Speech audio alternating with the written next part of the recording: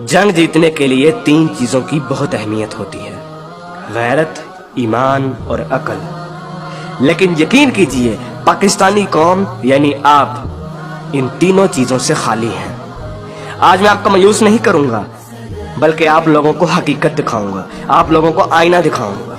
आप लोग वो कौम है कि जिनके इंतहाई संगीन और परेशान कुन हालात में जब आपकी शहरत काटी जा रही थी, तब भी पाकिस्तान के यूट्यूब पर ट्रेंडिंग में ड्रामे और गाने थे।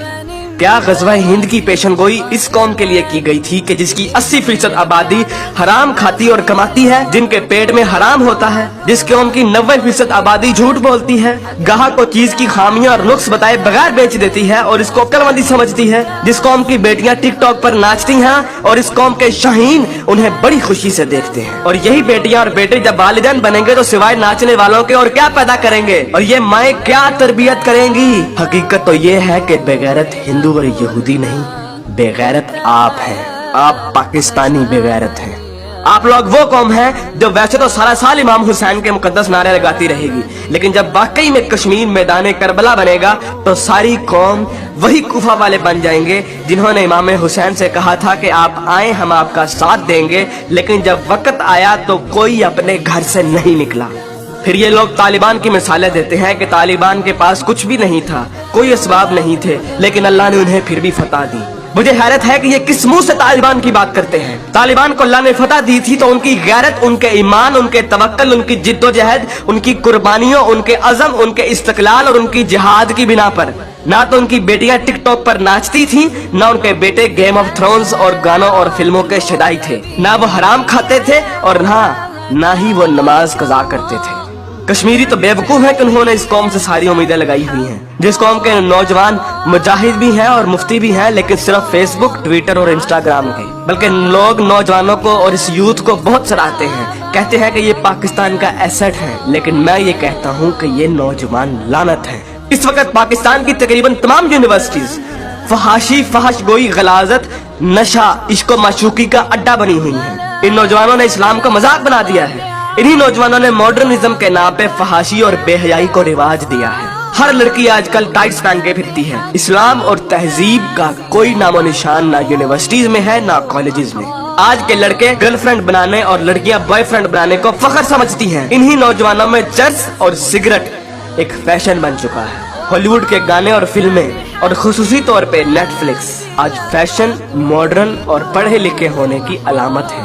और फितने सिर्फ शहरी इलाकों में ही नहीं, देहात में अक्सर मसाजिद खाली पड़ी रहती हैं। बमुश्किल किसी मस्जिद में एक सफ से ज्यादा नमाजी होते हैं। और झूठ, शरीकेबाजी, बदला और फसाद जितना देहात में होता है उतना तो शहरों में भी नहीं होता। अक्सर कॉलेजेस और यूनिवर्सिटीज के असातिज़ा फहश किस्म के जुगते लगाते हैं और बच्चों को बजाय अखलाकियात की तालीम देने के खुद बद अखलाकी की मिसाल बने होते हैं। और ऐसा क्यों ना हो, जब टीचर 45 मिनट पढ़ाने के पैसे ले लेता है लेकिन 20 मिनट पढ़ाता है और बाकी टाइम या तो मोबाइल पे गुजारता है या जुगतबाजी में या मजाक करने में, तो जब असातिज़ा तक के पेट में हराम की कमाई होगी तो वो क्या अखलाक सिखाएंगे। और सबसे बढ़कर हम जिन्स परस्ती और लौंडेबाजी पे बने हुए मजाक इस कदर आम हो चुके हैं, इस कदर आम हो चुके हैं कि सोशल मीडिया पर चलने वाले बिलावल भुट्टो और शेख रशीद की मीम्स इस कदर आम हो गई हैं कि जैसे ये कोई मसला ही नहीं, जैसे ये कोई खिलाफ इस्लाम, खिलाफ तहजीब कोई बात ही नहीं। ये फितना मजाक मजाक में इस कदर आम हो गया है कि अब तो कोई स्कूल, कोई कॉलेज, कोई यूनिवर्सिटी से मुस्तस्ना नहीं। जिस कौम के बच्चे 12-12, 13-13 साल की उम्र में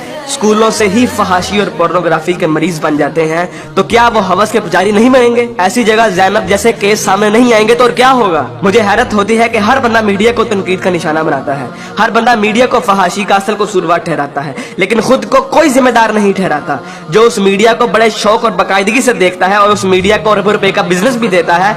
बल्कि टीवी और गाने तो इस कौम के लिए आज ऑक्सीजन बन गए हैं। आप अभी किसी नाई की दुकान पर चले जाएं, किसी दर्जी की दुकान पर चले जाएं, हत्ता कि किसी चिकची रक्शे को देख लें, सब जगह गाने और मुजरे चल रहे होंगे। तकरीबन हर बंदे के व्हाट्सएप के स्टेटस पे या तो कोई टिकटॉक की वीडियो या फिर गाने लगे होंगे। और सबसे बढ़कर बेशर्मी और हराम इस कौम में इस कदर सराहियत कर गया है कि अब तो नातों को भी म्यूजिक के बगैर नहीं सुनते, नातों तक के अंदर म्यूजिक लगा दिया गया है। हमारी कौम का तो मजदूर और गरीब बंदा भी उतना ही खबीस है कि जितना अमीर। हर बंदा हराम खाता और कमाता है, फर्क सिर्फ ये है कि कोई ज्यादा खाता है और कोई कम। मुझे बताइए कि कितने मजदूर और कितने गरीब लोग आप मस्जिद में देखते हैं? किसी बाजार में चले जाएं, मर्दों से कई गुना ज्यादा औरतें नजर आएंगी। औरत अब बाजार की जीनत बन चुकी है। इस इस्लामी मुआशरे में आज तक किसी को कुरान तर्जुमे से पढ़ने की तौफीक नहीं हुई।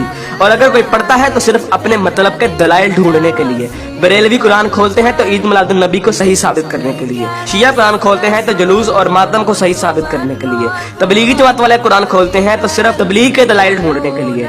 औरतें कुरान खोलती हैं तो मर्दों को निगाहें नीची करने वाली आयत दिखाने के लिए, और मर्द कुरान खोलते हैं तो औरतों को पर्दा करने वाली आयत दिखाने के लिए। और बहुत सी अवाम तो ऐसी है कि जो सिर्फ और सिर्फ वजीफे करने के लिए कुरान खोलती है। यानी इन लोगों ने कुरान को अल्लाह की किताब नहीं बल्कि टेलीफोन डायरेक्टरी बना दिया है।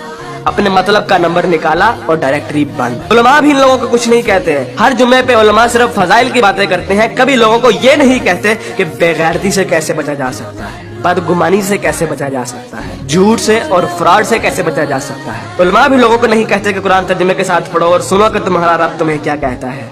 और यकीन कीजिए कि जब आप कुरान तर्जुमे के साथ पढ़ेंगे तो आपको अंदाजा होगा कि एक बार सुभान अल्लाह या 100 बार कलमा पढ़ने से जन्नत नहीं मिलनी। अमल करना पड़ता है, अमल। लेकिन हमारे मीठे मीठे उलमा और मुबल्लिग सिर्फ और सिर्फ मोहब्बतें बांटने पर जन्नतों का वीजा दे देते हैं। जिस मुल्क में दुनिया में सबसे ज्यादा ईद मिलादुन नबी मनाई जाती हो, मुहर्रम के जुलूस निकलते हो, तबलीगी जमात वाले तबलीग करते हो, वही मुल्क दुनिया में करप्शन और झूठ और हराम कमाने में सबसे आगे है। तुम लोग कुर्बानी के लिए जानवर भी लेते हो तो सिर्फ लोगों को दिखाने के लिए, अपना स्टेटस कायम करने के लिए। यकीन कीजिए असल गद्दार आप हैं। कायद आजम अल्लामा इकबाल और 50 लाख शहदा के लहू से गद्दारी की है आपने, पाकिस्तान से गद्दारी की है आपने, और सबसे बढ़कर अल्लाह और उसके रसूल से गद्दारी की है आपने। ग़ज़वा उहद में जब सहाबा ने हुजूर अकरम सल्लल्लाहु अलैहि वसल्लम की एक छोटी सी नाफरमानी की थी, तो उस छोटी सी नाफरमानी की बिना पर अल्लाह ने मुसलमानों को बहुत बड़ी शिकस्त दी।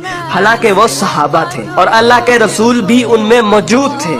लेकिन आज आप लोग ये कहते हैं कि अगर जंग हुई तो आसमान से फरिश्ते उतरेंगे कतार अंदर कतार। तो पहले अपने अमाल और अपनी औकात देखिए और फिर बात कीजिए। ऐन मुमकिन है कि आप लोगों को इस तकरीर का कोई असर ना हो, क्योंकि जिस पेट में हराम, जबान पे झूठ, कानों में गाने और आंखों में हवस भरी हो, उन दिलों पर हक की बात असर नहीं करती। मैंने कभी इतनी बदतमीजी और सख्त अल्फाज से बात नहीं करनी थी, लेकिन यकीन कीजिए मैं बहुत मजबूर हूँ साफ साफ अल्फाज में अपनी कौम को उनकी हैसियत दिखाने के लिए कि असल में बदनामी के जिम्मेदार आप लोग खुद हैं, कि असल में जलालत आप लोगों ने खुद खरीदी है। ना तो आप कुरान के मोमिन हैं, ना इकबाल के शाहीन।